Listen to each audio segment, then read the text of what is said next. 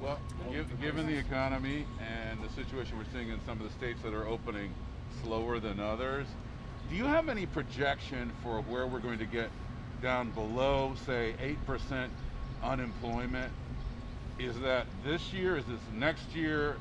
Is that even this fiscal year?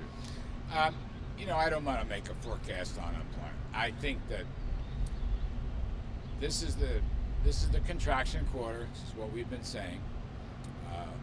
Very bad, very difficult. Employment down, unemployment up. You have to face that, and it's a big hardship issue.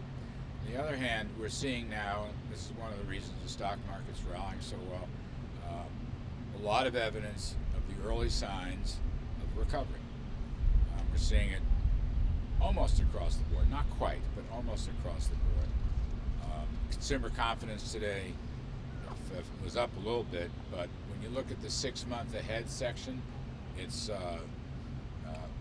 almost twice or more than twice what it is for the current situation. So people are probably looking down the road. They realize this is temporary, and they believe they're going to go back to work and businesses will reopen. I think that's a big plus. I think the third quarter is frankly going to be a huge growth quarter. We agree with the Congressional Budget Office. And the fourth quarter, the whole second half, you're going to see a tremendous rebound, and it'll spill over into 2021. The president calls it transition to greatness, and he's rebuilt the economy once with lower taxes and regulations and better trade deals, and I believe he can rebuild it a second time after the toll of this pandemic runs. So you don't dispute Q3? Do you mean when the Q3 over Q3 the previous year, or Q3 over Q2? The CBO number, actually they do it both ways, but it's Q3 over Q2 at an annualized rate. That's the number I'm citing. So you like the annualized number better than the quarter on quarter? Choose your weapon. Or poison? Yeah, okay. How about this? Choose your recovery. That's the way I would put it. Larry, do you think Americans have, I know your projections for the third quarter and the fourth quarter, but it seems a little flummoxing that the stock market is doing so well, given that unemployment really is going to be high for a long time. What do you think really is leading to that optimism, both in the market and in the consumer confidence? Well, look, as I said, the consumer confidence is improving. But why? Particularly the 6 month ahead. Well, I think a number of reasons. First of all the curves are flattening and moving downward, mortality and new cases. Second of all, a lot of talk about a speedy movement towards the vaccine, moving faster than these companies have ever done before. We've deregulated a lot to allow them to do that. We are partnering with the private sector. That's President Trump's philosophy. Also a lot of progress on therapies and medicine, which may surface this summer. That's a big plus. And then people see that the businesses are starting to reopen.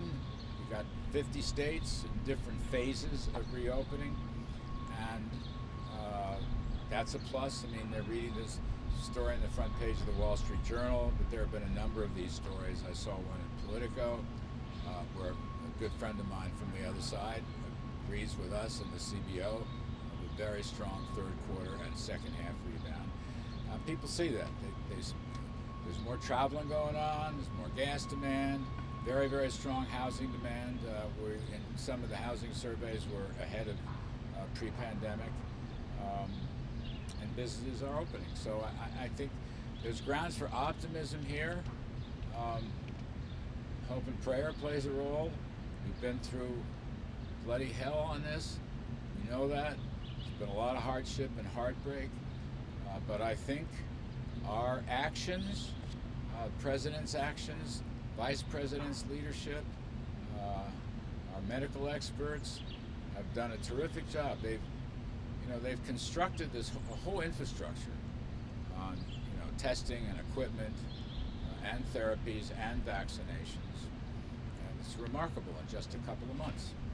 And I give them a lot of credit, and I think that's one of the reasons why the curves are flattening, and one of the reasons why the economy is reopening. The economy was in great shape, as you know, before this, really good shape.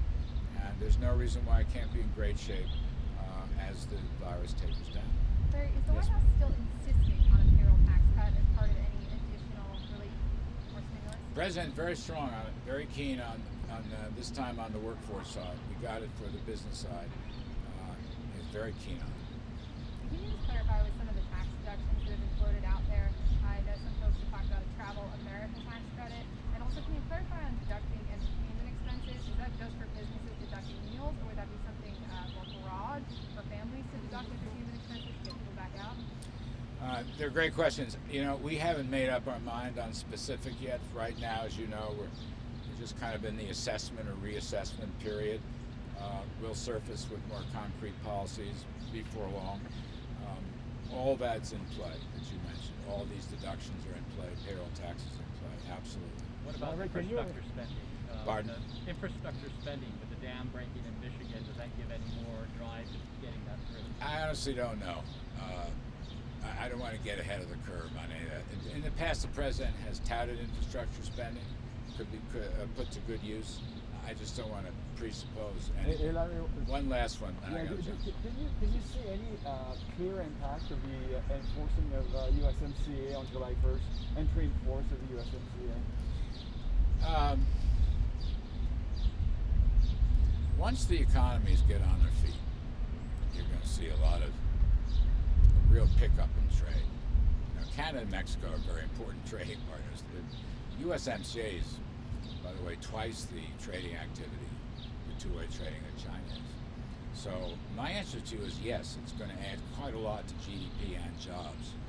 Let's get through the virus first, but yes, I think it's going to be very progressive.